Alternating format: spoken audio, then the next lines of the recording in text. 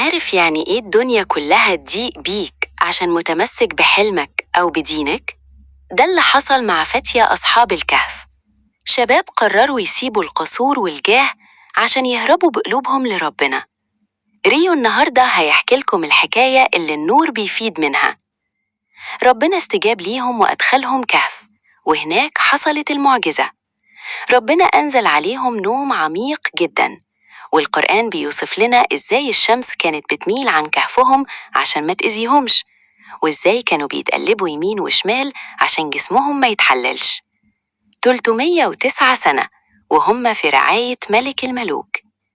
الكلب بتاعهم كان واقف على الباب يحرسهم، ومنظرهم كان مرعب لأي حد يقرب منهم.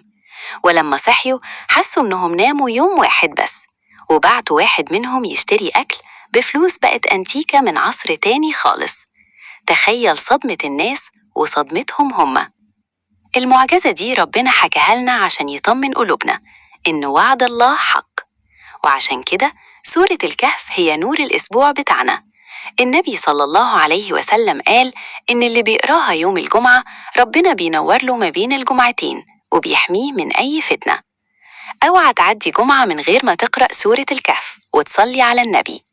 لو القصة لمست قلبك انزل نورنا باللايك والاشتراك عشان تكون من أحباب ريو. قولولي في التعليقات مين قرأ السورة النهاردة؟